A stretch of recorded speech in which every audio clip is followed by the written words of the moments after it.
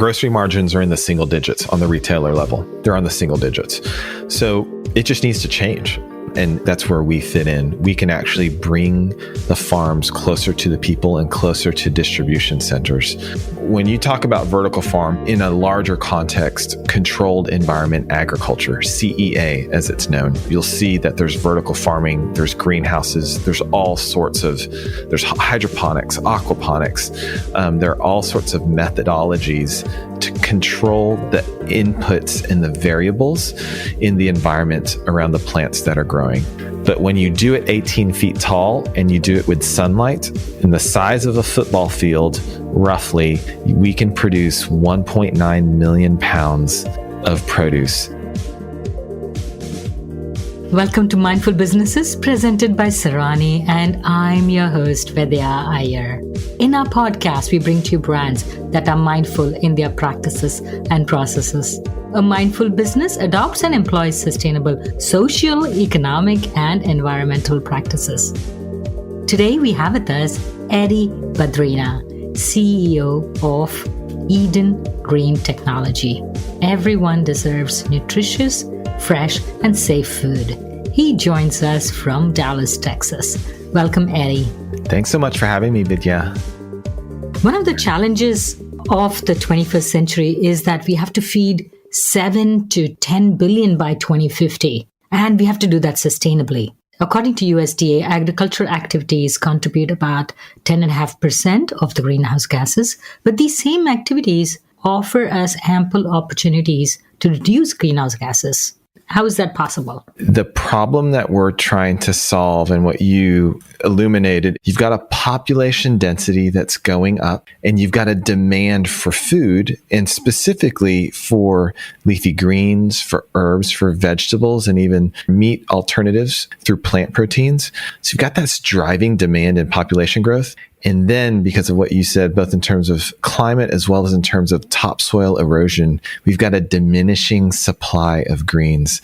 And so that's really the problem that we're trying to solve is this delta of demand and then the supply piece. And really you have to solve for it is you either have to find more ways to make more produce with less environmental impact, and or you bring the farms closer to the people to reduce the transportation costs and all the emissions that go along with that. It's a multi-variable problem that we're facing, and I think there are a lot of different solutions. We just Eden Green, we're thinking about it. We think in a much different way that solves for both of the population growth as well as the environmental and topsoil degradation. One of the hot topics recently, off late, is regenerative agriculture. Yeah. And we talk about how the soil has the capability to absorb carbon. The regenerative agriculture, if it's done at scale, can absolutely repair some of the environmental damage as well as regenerate and renew the topsoil that's there, the nutrients in the topsoil. The challenge with regenerative farming is it's not done at scale right now. I mean, you have to have wholesale changes to the agriculture industry in order for that to take effect. So the movement is good and I think it's needed. I just don't know if it's going to be in time, right? There's such a huge, because regenerative farming has lower volumes overall, it still doesn't solve for that delta. It only solves for a little bit of the supply and it solves for the environmental piece. It doesn't solve for the growing demand of produce. I think it's a good long-term solution. It's predicated, the assumptions is that there's widespread adoption across the commercial industry. And that's just a really high bar. That's a really high hurdle. So there's got to be another way. I think that's where we come in. It's not going to be one solution. Regenerative farming is not the solution. It's a solution. It's a part of the solutions that are going to get us to meet consumer demands, but not continue to degrade the environment. Like you said, for that overall change, there are so many stakeholders who have to change the way they till, the way what the seeds are sowed, how the machines are made, the earth tilling machines. And in fact, in regenerative farming, you don't even till. Right. So there has to be a change all across several industries to bring about that change. So while that is happening, we are talking about vertical farms. Yeah. What is a vertical farm? So a vertical farm is one way of solving that problem. When you talk about vertical farm in a larger context, controlled environment agriculture, CEA as it's known, is something that I think your listeners ought to be really digging in and researching. What does CEA look like? If you get a perspective of controlled environment agriculture, you'll see that there's vertical farming, there's greenhouses, there's hydroponics, aquaponics. There are all sorts of methodologies to basically controlled environment agriculture to control the inputs and the variables in the environment around the plants that are growing. So for a vertical farms are trying to control the inputs of nutrition and light and air and CO2 in a format that blocks out the things that are detrimental to a plant's growth, like weather patterns, both seasonal as well as cloudy days and hail and rain and wind, right? So you have seasonal patterns, you have weather patterns. They block out or they eliminate some of the environmental factors like pesticides, because in an enclosed environment, you should not have any pests. If you don't have pests, then you don't need pesticides. They are just trying to control those external variables as much as they can in an environment that they can grow much higher, 18, 20, 24 feet tall. So that's what vertical farming is in its essence. On the other end of the spectrum on CEA is you have greenhouses, your commercial greenhouses that you see that are not just growing produce, they're also growing ornamentals like roses and tulips and whatnot. And those greenhouses are great because they're controlling the environment, but they're actually using sunlight. Vertical farming, except for us, vertical farming cannot utilize sunlight because of the way they're structured. They're basically flat tray upon flat tray upon flat tray, and those trays have to be lit up with LED lighting or some sort of lighting to provide light for the plants. Greenhouses solve for that because they provide light through sunlight. The way I visualized vertical farming, I thought it was just up against the wall. Like I went to a garden show where they had these felt bags and you would put the soil. And in fact, I picked up one or two thinking like, okay, I'll have a wall or at least part of a wall in my living room with ornamental plants, But it was really a hard way to have some green in your house. You could have water damage on your wall, on the floor. It wasn't that easy as they said it would be, Yeah, it's not easy. That's the short answer. Vertical farming is not easy. And I think that's the challenge with vertical farming is if you look at these indoor vertical farms, and I can name off a number of our peers, whether it's Aero Farms or Plenty or Calera, ours is another one. All of these vertical farms, if you look at them, they're trays upon trays upon trays. Think of like farmland upon farmland upon farmland stacked like a substrate. Well, in between each of those stacks, you have to have lights because the stacks they're covering up each other. So you couldn't possibly do that in a greenhouse. It just doesn't make sense light-wise, and plants need light to grow. So what you end up having is there are stacks with lights. All of those are really, really expensive to build. They're expensive to maintain. Think about the light electricity costs of all of those lights in there. And then, like you said, they're very temperamental. While you eliminate some of the environmental factors, you start adding expenses. So all the vertical farms you see right now don't make money. And they won't make money for a long, long time because they're too expensive to build and they're too expensive to run to then produce salads and lettuce and kale and arugula and spinach at a price that the normal consumer can afford. So the ones that you do see, they're selling produce at a very high premium. Well, that's good if you're on either coast or you're in a big city and you have a lot of disposable income. But for the rest of America and the rest of the world, that's not going to cut it. It's not affordable. In long term, it's not, in your terms, it's not a mindful business. There's no sustainability around it economically. It's just being subsidized. And a subsidized economy is no better than where we are now in terms of agriculture. All of our farmland is subsidized. That's not an economically sustainable way to go. So in addition to the population demand and the degradation of topsoil and the environment, all in there is you have to be economically sustainable and affordable for the consumer. That's the biggest hurdle you're going to run into. So vertical farms are not just horizontal farms taken vertical. There is something more to it. Yes, there is something more to that. Think about beds of plants that are just bunk beds, but they're like 15 bunks, right? That's a vertical farm. How tall is a typical vertical farm? A typical vertical farm, it can depend. Like some of our peers go up to 36, 40 feet. But just think of bunk beds full of plants and lights, and that's what you've got. I mean, that's the best way to kind of put it. We are different. Eating Green is different because we have been able to take those horizontal bunk beds and turn them on that side and then shine light and use sunlight. So we have combined the density of vertical farms with the economics and the use of sunlight of greenhouses. You put those two together and all of a sudden you've got vertical farms, like walls of vertical plants just bathed in sunlight.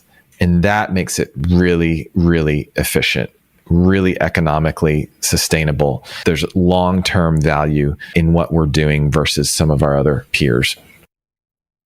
Eddy, we can see each other in the video and your hand gesturings are amazing and giving me a visual, but our listeners can't.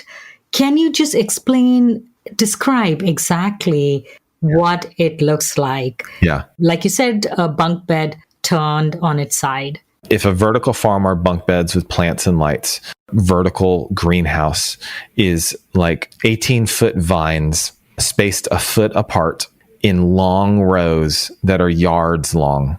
And then you put 110 rows in a greenhouse. Think about 18-foot vines, call it 100 vines per row, and then 110 rows per greenhouse. That's what you have. That is an Eddy Green greenhouse. We're a little bit larger. One of our modules is a little bit larger than a football field. But when you do it 18 feet tall and you do it with sunlight, what happens is in the size of a football field, roughly, we can produce 1.9 million pounds of produce out of that one area.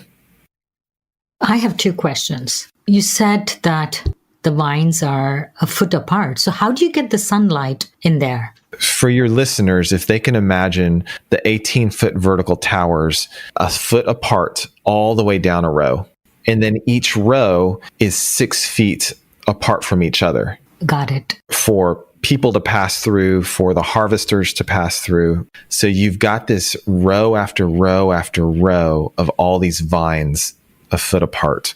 It's the best way, honestly, for your viewers to get a sense of it is actually to go to our website. It's very difficult to describe in words, much more so than just your typical vertical farm. But if you go to our website and you look at the photos, or you go to any of our social platforms like Instagram or LinkedIn, Facebook, it's all just Eddy Green Tech. If you go to Eddy Green Tech on any of those platforms, you will see photo after photo of what I'm talking about.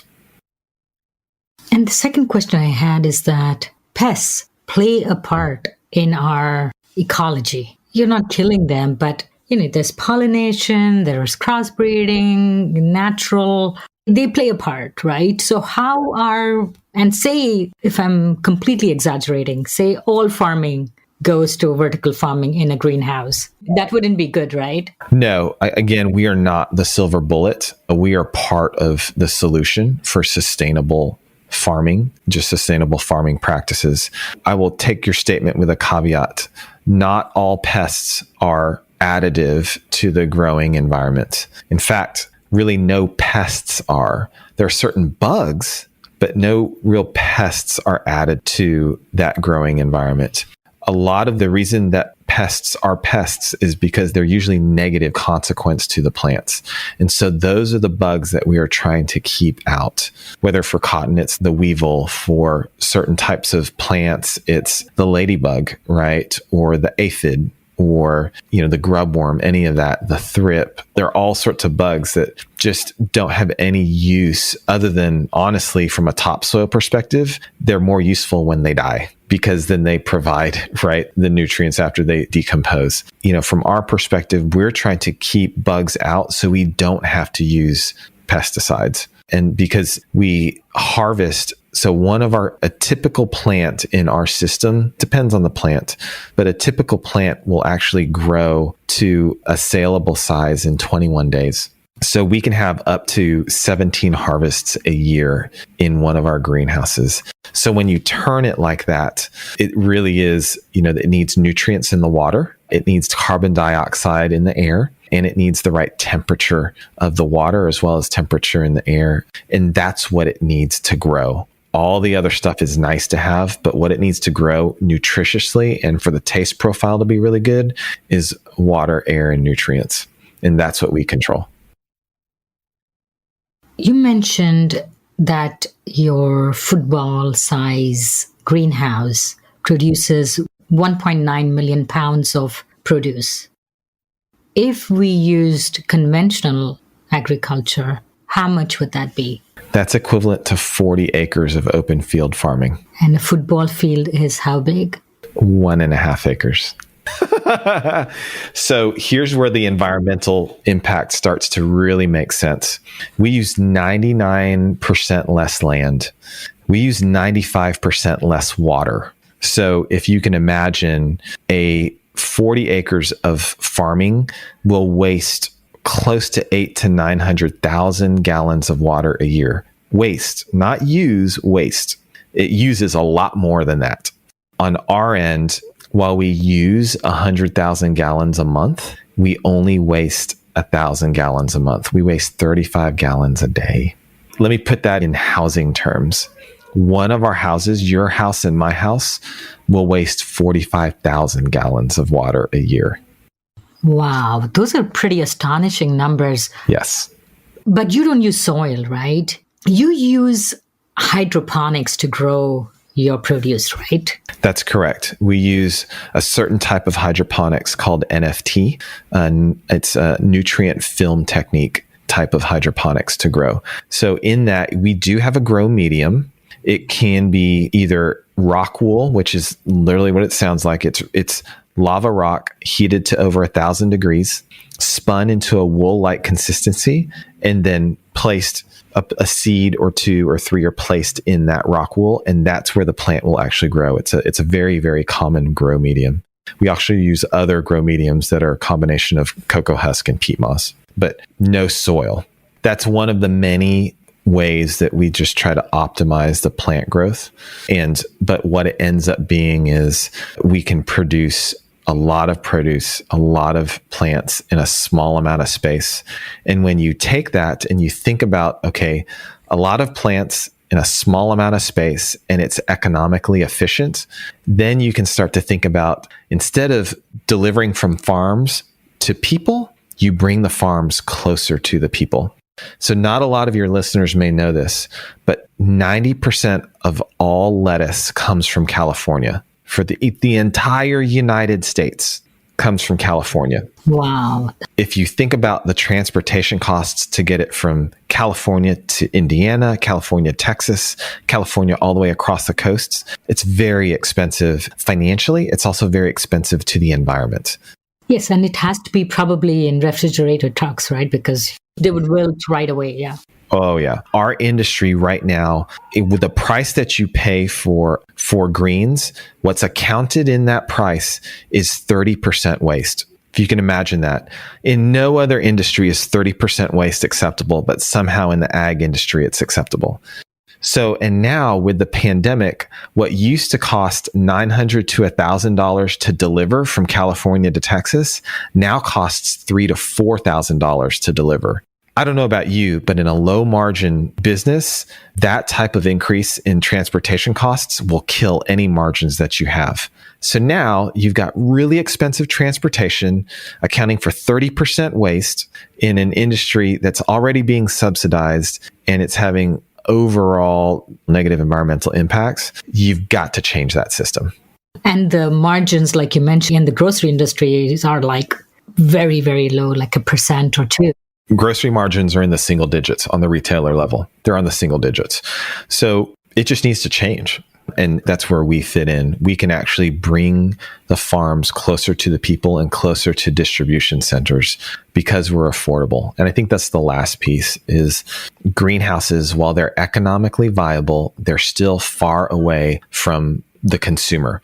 1.5 acres of ours is equal to 6 acres of a greenhouse, which is equal to 40 acres of traditional farmland.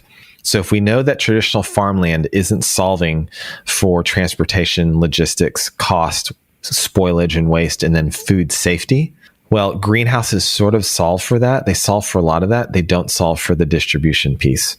They're still miles and miles away from the consumer because good luck finding 6 acres that you can buy at a price plus the greenhouse that's on top of it producing those margins. It just doesn't make economic sense to have 6 acres remotely close to a population. So that's where we come in. If we are able to be, in which we are, economically sustainable in a small footprint, it solves for both the waste, the food safety, the consistency, as well as the distribution problem. And then it makes it affordable for everyone. I see what you're saying. But what are the produce that can be grown in your greenhouses? You kept talking about greens, but people eat a lot more things other than greens. Oh, yeah. We have tested over 250 varietals of produce in our system. From a commercial perspective, we're upping to about 100 different varietals of leafy greens, herbs, and berries and peppers that can be grown commercially viable in our system. I cannot understate the commercially viable piece because it's all well and good until you run out of money. And then it just becomes a nonprofit or a subsidized industry. Silver Spun Goods is a woman-owned business and community supporter. They make products that are kind to your skin, kind to the environment, and kind to the community. To learn more about this mindful business, visit silverspungoods.com. When you talk about vines, the first thing that comes to my mind, because I'm from India and a lot of the vegetables grow on vines. The beans, the ridge gourd, the white pumpkin, red pumpkin, they're all vegetables that grow on vines. Yeah. And you have a controlled environment, right? Right. So have you played around with any of these other international vegetables? We have. So, I would say our system works best with, internally, we like to joke, we work with outies and not innies. So if they grow outwards and their root base is relatively small, it could be, we've grown tomato plant in our system, then that works. If you're working with tubers and other things that are buried or have like really woody, bushy type stems and roots, that works less efficiently in our system. Having said that, we're always experimenting. And so we've got cucumbers growing out of our system. We've got peppers. We've got some nasturtium, which are edible flowers that we can grow. And then herbs, all types of herbs. We've got rosemary and thyme and mint and basil all grow really, really well in our system. How do you harvest these? Because are there machines already available in the market which will scale up 18 feet to harvest the lettuce from the top? Yeah, that's the great part. I think it's something that people don't understand and appreciate until we mention it, which is we really pride ourselves on using automation where it's needed, but using people more. We really believe that a redemptive part of our greenhouses and our organization is the ability to employ people, not just in a dead-end job, but to employ people in an industry that's growing, no pun intended, by leaps and bounds every year. Our margins actually accommodate for a greenhouse employing 25 to 30 people in it. Some of your listeners may be saying, well, that's great. Don't you have a labor shortage? And the answer is No, because one, again, we're located in and around urban areas. And two, we're not working with migrant workers. We don't have a migrant work environment. We're harvesting and planting and packing every single day. All of a sudden, it's a living day's wage with health benefits for folks who don't need a college degree, right? And they're working with plants. It's much different than working in some pack house distribution warehouse center. That's something that we're really excited about. We've received from the community that we're in and the communities that we're thinking about planting our greenhouses. We received so much support because they actually like the fact that it's not going to be a huge facility full of robots, that will actually have people in there from the community working in there. Nutrition is a crucial part for an optimal output. How do you get nutrition into the plants? Nutrition in the plants comes from a nutrient mix that we have of both organic and then just natural nutrients that we have that are put into the water and then distributed to the plants through that water flow. It really is the nutrients for any plant comes through water. That's the nutrient delivery system for any plant, grown in soil, grown in some sort of different substrate or medium. It comes through the water flow. The way I visualize it is there are irrigation tubes which are going through these, and then maybe you drop the nutrition solution through the tubes and it goes. No, so actually it's quite different for us. That may be the solution for other vertical farms and greenhouses. But for us, we have the nutrients in a tank with water, and that water at a certain temperature, which is optimal for nutrition uptake by the plant, that water is pumped through with nutrients through our towers from the top all the way to the bottom at a very high speed. So it's basically an all-you-can-eat buffet for plants. So when it's pumped from an acre and a half away to the plant spot, back to the pump an acre and a half in 90 seconds, what you get is this water flow of nutrient-rich water that's flowing over the plant's roots. And that's doing it 24/7. It really is an all-you-can-eat buffet for the plants. So it's not a one-time thing. It is all the time. It's all the time. And that differentiates us from a lot of the aquaponics where you see they're sitting in water. The problem with sitting in water is that the nutrient mix is not consistent from top to bottom, from where the plants are all the way to the bottom of the tank where it's sitting in. The second thing, more importantly, is that water is stagnant. It's not being circulated at a high enough level. And so we've actually seen, there's a peer of ours named Bright Farms. They had the first E. coli, I think it was, but it was a recall because there was a bacterial contaminant in that water. It was because it was what we call deep water culture of plants. We don't do that. We actually flow the water through the plant's roots. So it provides aeration that the plants need to breathe. That's why you can actually drown plants. Plants need to breathe. So it provides aeration, provides the exact water temperature. It provides all the nutrients that it could need. And it does it in a way that's clean, because as soon as it goes to the plant and back through our system, then it gets filtered and then it starts all over again. So do you have a degree in agriculture, or is your background in farming? So my background is in neither. So my business story, if you will, is very circuitous. So I started out at Texas A&M, but actually my degree was in psychology. And I just learned about relationships, and how to navigate those relationships. That took me to Washington, D.C., where I worked. I worked in government for 6 years on some global issues, and then was President Bush's Asian American spokesperson for 2 years. After that, I came back to Dallas. I came back to Texas. I started a marketing technology company here in 2010. Then I sold it in 2016. I bought it back 11 months later, and then I continued to run it until I jumped over to Eating Green about 2.5 years ago. So my experience is in starting and scaling organizations.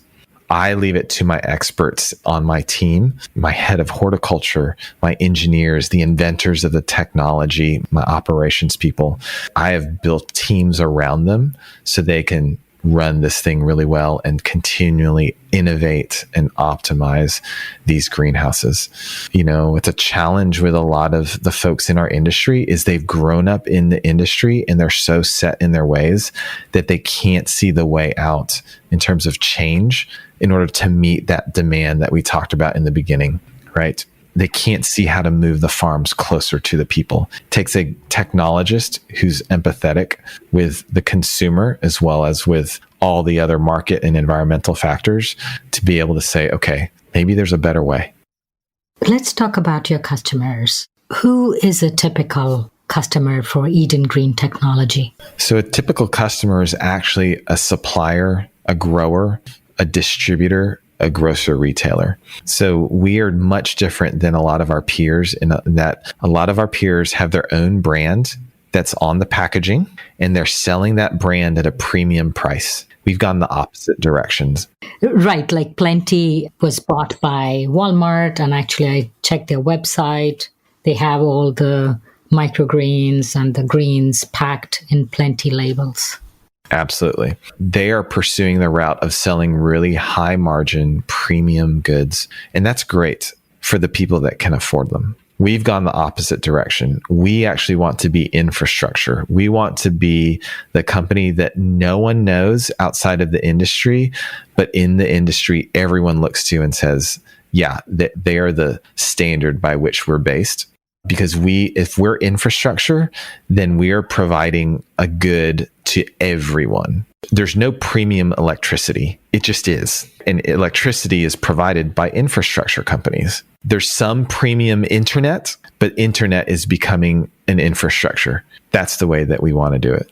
And food is one of the most basic necessity. Yes. That a man needs to survive. And why is that so important to you? For it to be affordable, to be able to feed the masses sustainably. Why is that important to you? It's important because that's the genesis of our company, and that's the key to long-term sustainability. So I can go into both of those. The genesis of our company was actually the two founders, the two inventors in South Africa. They've since here moved to the United States, and they're my CTO and COO. But they really saw a need because they were feeding people in their community, and a 5-year-old boy came up and started stuffing his pockets with candy. And they said, hey, slow down. You don't need to do that. And they asked his teacher, okay, why is he doing that? And the teacher said, well, it's actually because it's not for him. It's for his 3-year-old sister at home. It's not his day to eat. It's her day to eat. Wow. I mean, let that sink in. What world do we live in where people are having to choose which day to eat? So that's the genesis of why the two brothers invented our technology, was to feed everyone. So then you fast forward 10 years later, as we're rolling this out now, it hasn't changed. The heart and the mission behind our company is not to be, we will provide premium, high-end, very nutritious greens and produce because that's what some of the market demands. But the vast majority of the market just wants affordable, nutritious greens that aren't going to wilt in 3 days in their fridge because it's hard-earned money that they put towards those greens. If we can provide that, we have just made ourselves a long-term value creation company that can reliably consistently feed large amounts of people. That to me is a company that I want to build. So these researchers, how did they come up with this technology? Were they academics who were working on this? One was a mechanical engineer and the other one was a construction engineer. And they, as brothers, just put their heads together and said, okay, what can we do with limited resources in a country like South Africa? How efficiently can we make something that will grow greens, grow them cheaply, and that's sustainable? And so they just put their heads to work and they came up with this tech. It's so unique that it's patented here in the United States and in a number of other countries. You literally will not find this anywhere else. Eden Green, is it only in the US or is it there in South Africa and other countries? Right now, it's only in the United States. They brought it here to the United States for just commercialization and they knew that's where larger pools of capital were to help grow this company. So for right now, we're here in the United States, but make no mistake, our vision is to have these greenhouses all over the world. So when you talk about greenhouses, I want to talk about one of our episodes. We had a guest from Sayers Greenhouse Solutions. I don't know if you heard about them. They don't really build greenhouses, but they give you plans to build greenhouses. And they are a very unique company in the way they use the heat from the ground to heat the air. And they have they glaze their surfaces, and most greenhouses have a transparent either glass or plexiglass stuff or plastic on most sides. They actually have it, if I remember correctly, just on one side. Is yours something like that? Have you heard of them? And is your technology for greenhouses similar to theirs? Yeah, so we use a very, very reliable and standardized greenhouse manufacturer. It's actually based in France, and they've been doing it for over 80 years. Our differentiator is not the greenhouse. The greenhouse is merely the structure in which our technology resides. Our differentiator is in the technology inside those vines, those growing towers, if you will, that grow all these plant spots. That's our patented technology. You have a lot of these greenhouse and a lot of these technology providers that provide, aspects of usage. The challenge is, can you do that commercially? Can you scale that? Can you rinse and repeat and stamp out greenhouse after greenhouse? And then who's going to operate it? So you've got a great shiny structure. Who's going to grow the greens inside? And can you do that on a commercial scale repetitively to provide a consistent experience for the end consumer? Technology's great. Execution's even better.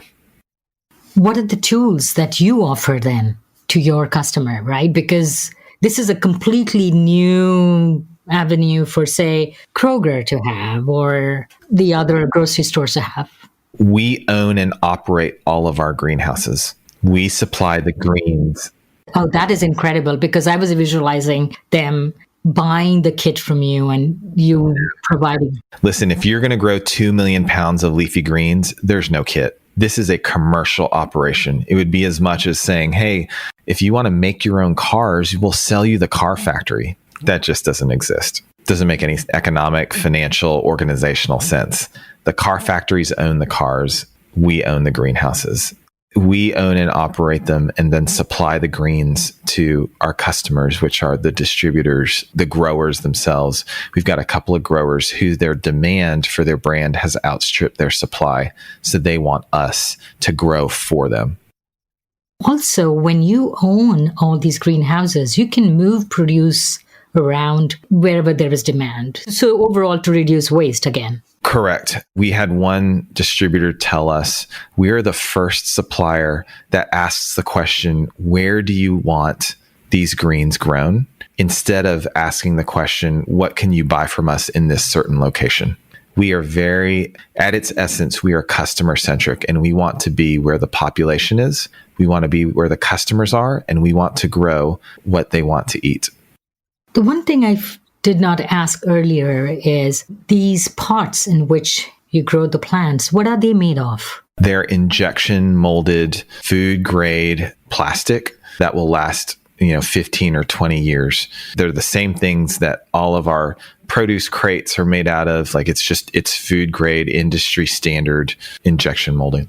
People may deride that, but the reality is there's no better material on earth to make these things as durable. And then from a chemical leakage type deal, there's none of that, because again, they're food grade. They're up to the highest standards of the EPA and the FDA. So Eden Green Technology is a startup, essentially. Do you have funding from VCs or from venture capitalists, or did the founders and you put your own money? So Eden Green is funded by private investors and private equity. It continues to be well funded. We've got deep pockets and a lot of capital behind us. Quiet capital, but capital nonetheless that want to see this a success. I'm super fortunate. Our team is super fortunate that we have such great investors behind us. Are you able to disclose how much funding you've had till now? How much you have gotten till now? We've taken a little bit of a different route than your common startup, but I will say that total investments up to this point from the life of the company are over $50 million. I'm just so fascinated by this solution, and my mind is churning with various applications, maybe even working with other mindful businesses. Guess. Have you partnered with anybody else? Like, say, somebody who is building low-income housing, architects. Yeah. The great thing about our technology and our team is we know what we're good at and we know what we're not good at. We try to stay in our swim lane, so to speak, and really focus on our technology and growing really, really good, nutritious greens. Because of that, just like any good technology provider who aspires to be a platform, which we're a growing platform, we want to be able to plug in with other folks doing other things like solar farms, like business intelligence tools, like water reclamation, instruments, like sensors, automation, robotics. We just want them to plug into our system. So we've made our platform as open as possible so that other people can plug in. That's where we see ourselves as just being an open platform of growth that other businesses, either from the software or the hardware side, can plug into it and add and benefit the platform. On that very uplifting and fascinating note, thank you so much, Eddy, for coming on Mindful Businesses. It's been really a pleasure to have you on our show. Thanks for having me. I really, really appreciate it. You're listening to Mindful Businesses, hosted and produced by Vidya Iyer. We would love to hear from you. Send a voice note with your questions or comments to info@mindfulbusinessespodcast.com. Subscribe, rate, and review us on Apple Podcasts. If you learned a thing or two from this episode, share it with one friend. We recorded this podcast in Lafayette, Indiana. Theme music was composed by Tatum Gale. Our marketing assistant is Caitlin Milligan. Our advisors are Jim Stone and Anupama Pastricha. This is Vidya Iyer with Mindful Businesses.